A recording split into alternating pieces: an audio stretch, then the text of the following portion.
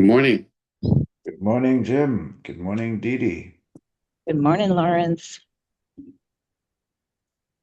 Beautiful day. Absolutely. Anytime you see the sunrise, means you're there. So I know you hear all those birds chirping, and it's Friday the 13th. Things are good. Good morning. Good. How are you absolutely. doing? All good. Thank you. Um, There's Dee Dee, the mayor, going through town. so morning, everybody. And it is, as Morning, you said, Lawrence. good morning, Dee Dee. Friday 13th. Martin, good morning, Jim. Um, okay. So we've got a lot of things that are actually going on, especially with the new version of the health monitor, the nutritional lie detector, if we will. And so, of course, before I do anything, I also want to just put it in our minds that the slaughterhouse of failure is not in our destiny. We shall persevere until we succeed. Or the slaughterhouse of failure is in our destiny if we quit. It's the only way we can fail in anything is if we quit. Should always remember that. So we've been talking about the five levels of levels of leadership with John Maxwell, and so I wanted to go over a few things and see what you think. I'd like to make this interactive. I'd like to hear your opinions as well. I'd like to have that. So my first thing is just to remind us that the five levels of leadership, according to John Maxwell, are the first one is people follow because they have to. That's in corporate America anyway. Um, and then the second one is people follow because they want to, but they've just got followers. The third level is production. It's people will follow because of what you accomplish. The fourth one is people development. It's people follow because of what you do for them. And the fifth level, the pinnacle of this all, is the legacy pinnacle, is people follow because of who you are and what you represent. That's where you have leaders, and we hopefully make other leaders. We become a factory of leaders. That's the pinnacle of the five levels. So most people think of leadership as climbing a ladder. I'd like to put it another way. I think real leadership is becoming the ladder. I think we should be the ladder. That is true leadership when we are actually are the ladder for the people that we are with. So it's sorry, can you put yourselves on mute, please? Yeah, thanks. So your personal experience becomes a driving force because you've experienced sufficient failures to be able to talk about how you overcame them. We're all very fascinated with huge successes or with successes, but we're also mindful, or we should be very mindful of how that success came about. Success is not something that we just inherit or something that we walk into. Success is actually a series of failures that has led us to success. The more failures we've had, the more lessons we've learned, the better leader we can become if we've really learned from all these lessons. So, what does that mean? It means we've got to be in the trenches. We've got to be in there gaining experience. We've got to be in there learning ourselves. So, um, we've also got to be absolutely honest with ourselves at all times. My one thing I love to say is, who's the man or woman in the mirror? When you look in the mirror, can that person be trusted? Is it someone you really like? Is it someone you can recommend to others? Is it someone you're proud of? Are you proud of yourself? You proud of him or her, the person in the mirror? Are you a good listener? Are you an empathetic communicator? Are you walking your talk? Do you have integrity? Are you being authentic? So then we look in there because this is where we have to reflect of who we are if we hope to lead, if we hope to be successful with helping other people be successful as well. Excuse me. So, what are the daily things we can improve on? For example, what did I learn this week? And as an example, I'm going to give a couple of things that happened to me this week, which I learned from.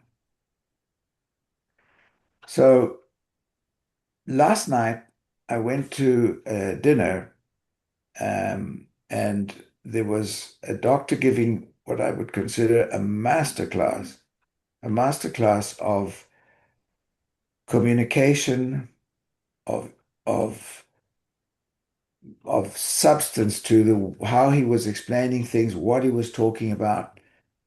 And he's a functional medicine doctor. And this is something that I think is very unusual. There were 20 people. He does it once a week. He has this event once a week. And he had people there that had any kind of question about health.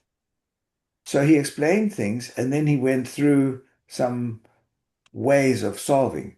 However, the first thing I learned was that he he asked, can I be honest with you?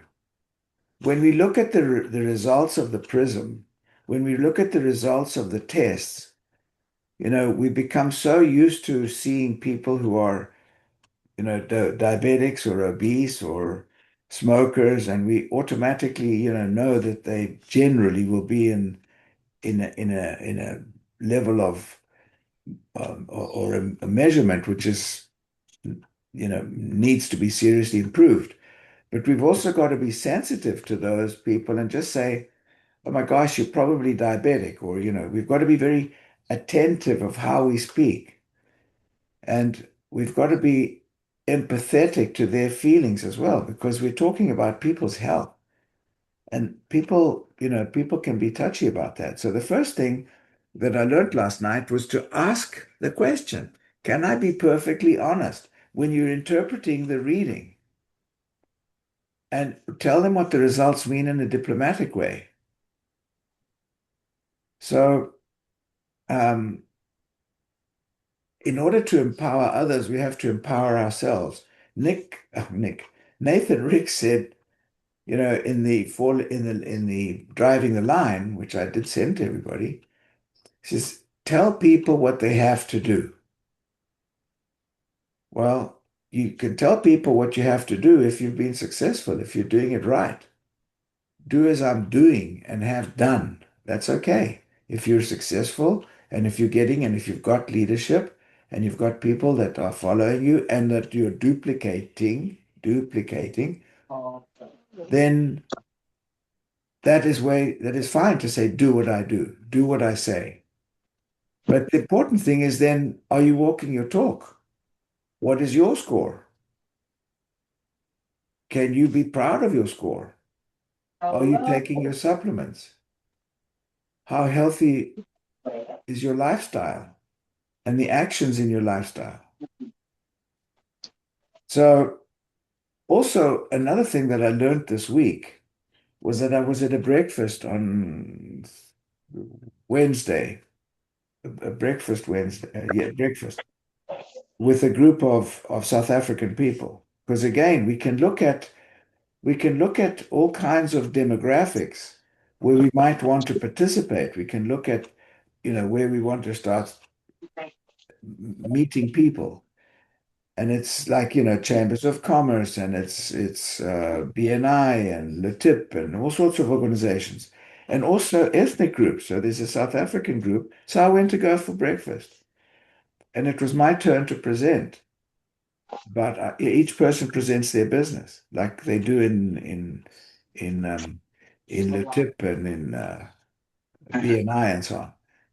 So I happily went on my way, parrot fashion, about what I've done for the last, not have done, what I've been saying for the last 20 years almost. And I got a really serious lesson because two people there looked at me and they said, "That's interesting. Yeah, that's interesting. Could you dumb it down? What does it mean?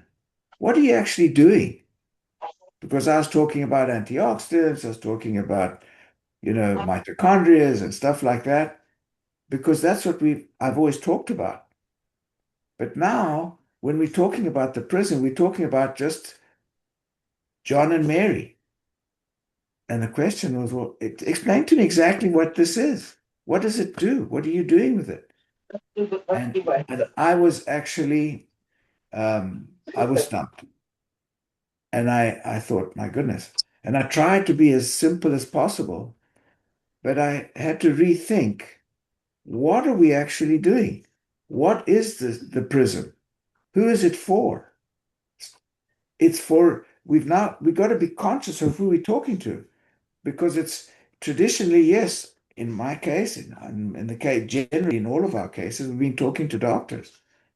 But now we've got to look at who else we're talking to, because not everybody's a doctor. Not everybody even understands what an antioxidant is. They don't even care. They just want to know what the score means. So for me, the lesson was to rethink a little bit who I was talking to, and not just automatically go off in parrot fashion what I've always done.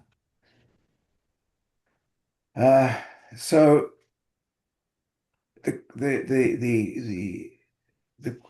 question is, for example, if we're talking to a mother, the mother is the I had that written down. I liked what I said here. Hold on. The guardian of the family's finances and health.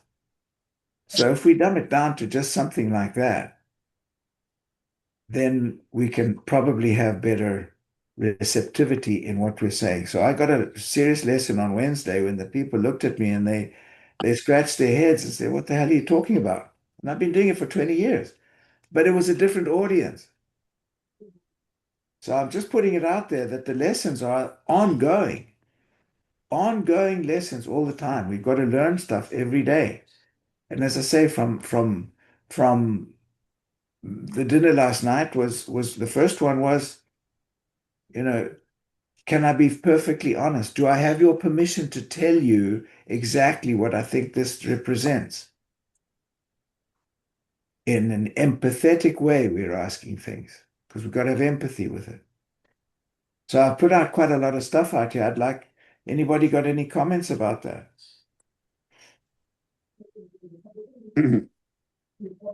Well, it's interesting. This is just on one little element of it, and that is the mother, who's the guardian of the finances in the family. When you look at us coming out with Life Pack Elements, you can take a mother with 3 kids, and for $32 a month, she can get each of those kids on that product. One tablet each. And how many millions of mothers with that many kids out there could really use that product? So are we going to just sell $162 a month Life Pack Nano, or are we going to help that mother stretch her finances and become a lifelong, client of ours? Very valid. Very, very valid. Thank Uh, you. Lawrence, I had an interesting experience 2 days ago. I was showing real estate to a doctor. He's a surgeon, vascular surgeon. And he invited me to go to lunch afterwards, which we did, sat down, and I had the prism with me. I had wanted to show it to him for some time, but hadn't had a good opportunity, and this was the good opportunity. And he was asking what it was and how it worked and so on. And so I gave him a pretty rudimentary, fast explanation. And then he said, "And what is this?" And he pointed to the Life Pack Nano that I had on the table. I said, "Well, this is essentially a multivitamin. It's the most comprehensive multivitamin in the market, and it has all of the vitamins, all the minerals, the phytonutrients, micronutrients, et cetera, and one or two proprietary blends of different things which are very beneficial for you." And I said, one of the special things about it is the fact that it's a nano product. And I went on to explain that, and I explained how it fits, the molecules remain discrete with the cyclodextrin ring and therefore fit between the microvilli. And I knew I had a receptive audience. And he looked at me and he said, "Well," he said, "understand that I understand in incredible depth every single aspect of how the body works." And he said, "And as a microsurgeon," he said, I have to say, and he said, "You've known me a long time." And he said, I don't want to appear immodest, but I'm not only a really good surgeon, I may be one of the best in the world in my kind of practice." And I said, "That's amazing." And then I scanned him, and he scanned at 150.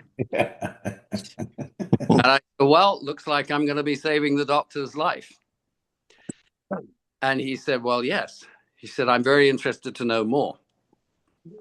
So that was sort of a wake up. We know that doctors don't scan well, and we know that they have superior knowledge in terms of what goes on in the body than I ever will, certainly. But you know what? We have something very valid to talk to them about.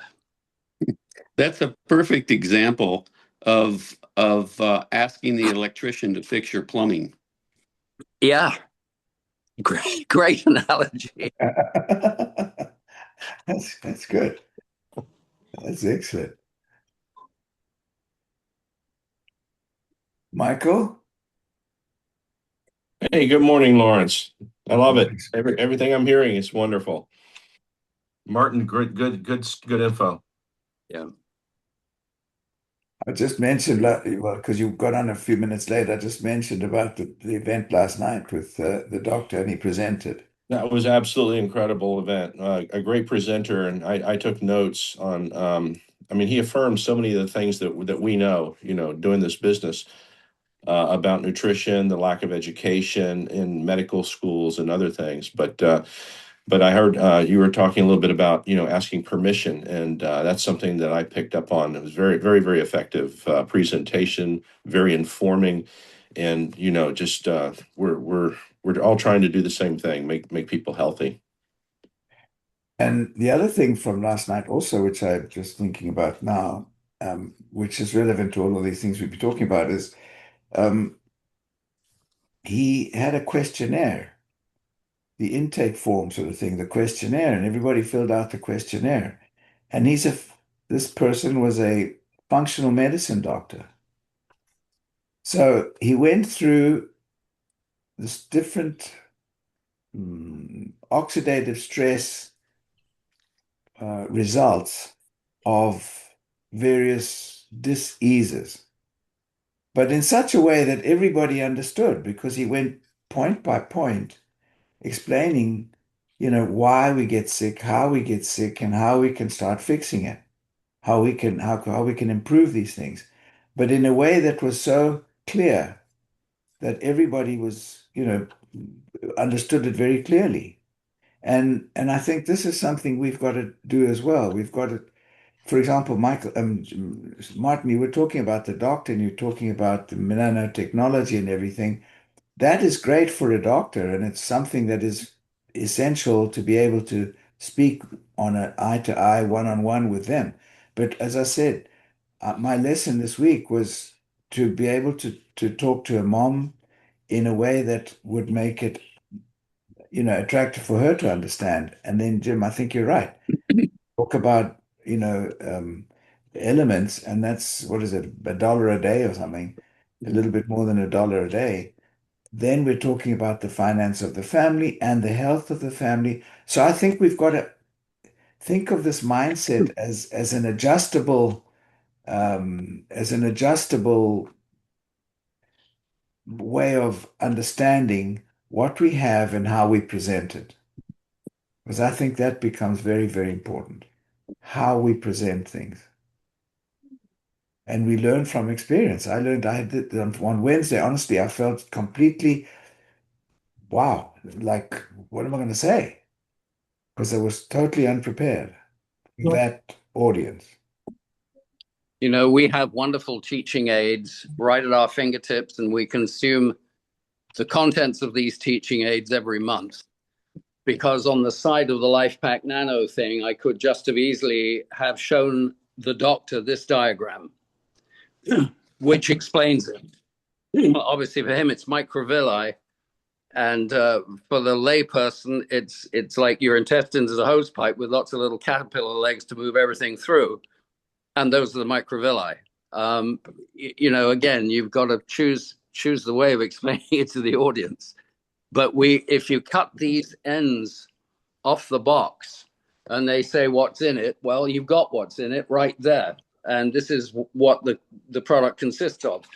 And that's a wonderful thing. And I actually cut these out. I carry these with me when I go scan people. That's smart. That's good.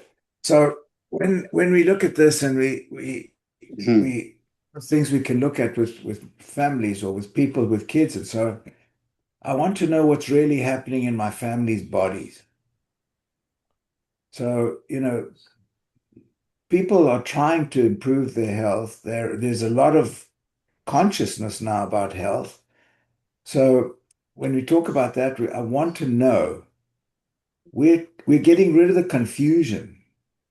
That's what we're actually doing. We're clarifying situations because there's so much information out there, and much of it is absolutely confusing. So, as a mother, I don't want to guess anymore. I want to know. And that's one of the things, one of the pillars of what we're talking about with the prism is your right to know. You need to know. And as a mother, this becomes important. So, we're talking about pediatricians as well. There's a lot of things there. Didi, you got your hand up before I go on to something else. No, this is awesome. So I really wanted Martin to explain that one more time about the caterpillar, and that was very cool. Because the people that I talk to, I'll just say carotenoids, and they look at me like it took me almost 2 years to figure out even how to spell carotenoids. So now I'm like an expert on it, but I'm these people I talk to are like I was, when I first started. So if Martin could just explain that again about the caterpillar, that would be wonderful. Thank you. Yeah. If you imagine your intestines and your digestive system as like a hose pipe, and all around the perimeter, the inner perimeter of the hose pipe, you've got these little caterpillar legs that help move everything through. And I guess they're microvilli. I mean, this is my visualization. I don't know if it's an accurate one, but it seems to work. Hopefully, everyone's It's beautiful. Working, thank you. But I think the best of all was a quote from John Whitaker, which Lisa reminded us of, which is free radicals are Al Qaeda, and we're bringing the Marines. Oh, wow. That is, Yeah, I use that one all the time, John Whitaker. That's what really hit home with me. Yeah, thank you. Could I share 2 slides with everyone? Yeah, please do, Michael. So I took some pictures yesterday evening, and let me go ahead and pull this up. I think there's 2 things here that I think everyone can benefit from. This is one of them. This is a definition by the government: a treatment plan that seeks to prevent disease, promote health, prolong and enhance the quality of life is not considered to be medically reasonable or necessary, and is therefore not payable. That you find that on the government website .gov. That is beyond absurd. Yeah, it is. It's beyond absurd. But as far as now, so that there's two sides of this conversation that Lawrence dives deep into the mindset every weekend. And we all understand, hopefully, the importance of what we're doing, lowering risk factors and things. But there's an economic side to this as well. And one of the points that the doctor brought up yesterday evening is in talking about health and creating healthy people.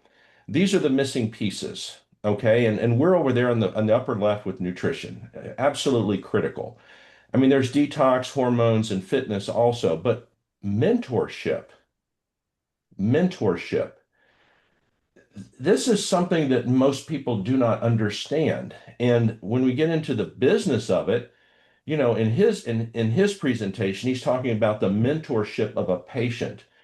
But it's important. This connected with me because, well, I'm on this call today because my mentor, Lawrence, has taught me how to do this business and connect and everything else. But it's important to understand that we are mentors in this area, not only of health and nutrition, but also when we're talking with recruiting doctors, they need to be mentored as well in this. This doctor affirmed once again, I got in trouble. I posted on Facebook that most doctors receive, very, very little nutritional training. One doctor told me 2 hours in all of his medical school. Well, the doctor last night confirmed that as well. He had about 2 hours of nutritional training and medical. It's absurd. But thank God everything's going the way it is with Make America Healthy, and they're going to start getting 40 hours. But doctors don't understand, so they need to be mentored as well in most cases about nutrition and what it is. But also when we're talking with reps getting into the business, they need mentorship not only on the nutritional side, but the business aspect of it. And this really connected with me. Thank you, Michael. And just a second, Susan, I just want to mention something here. Michael, thank you. One of the things that also was impactful from what I learned this week, or from this doctor last night, was the importance of stories, Stories sell. And he told his story about his mother and how she was given 2 years to live. And eventually she lived another 10 or 12 years after that by getting off all the stuff that she was on and so on. But stories sell. And when we have real life experiences in that we have lived through, or we've witnessed, that's what is more impactful than just a bunch of facts. So I just wanted to mention that because it's the story of your experience that is more impactful than a bunch of facts of whatever we may want to be talking about. Susan. Yes, Michael, those two slides, the first slide, my mouth hit the table. I was just like, As a registered dietitian, right? that is unbelievable. I was just, I'm still, I don't know what words to say about that slide. But and on the second slide, when you're talking about mentorship too, I took it as definitely what you were saying when you're talking to doctors in the business and reps and stuff, but also something that alluded to what Lawrence said earlier in the call is like, are we walking the walk? Are we doing, if we're to be a mentorship for our company, for this business, for our products, if we're mentoring our customers in a way, because we have to show them. It'd be like going, to a cardiologist that's got a pack of cigarettes in his pocket, or Yep. going to a dietitian that weighs 300 pounds.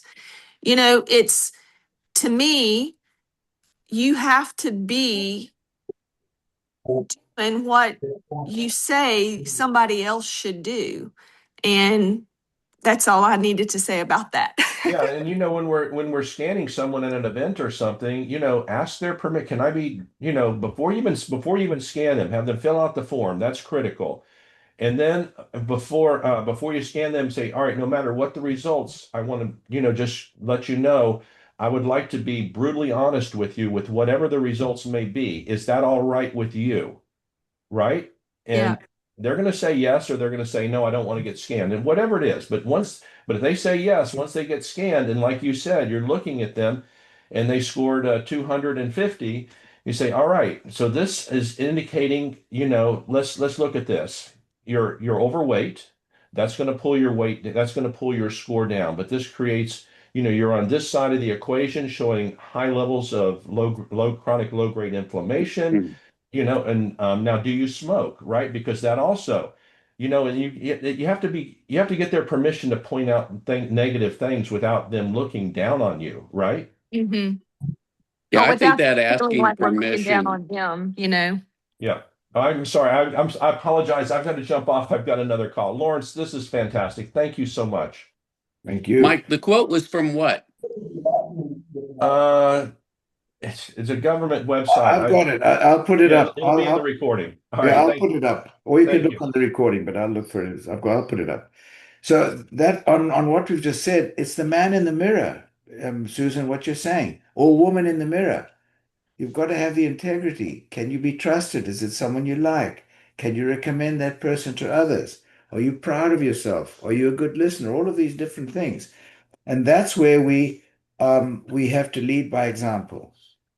And that's what integrity is about.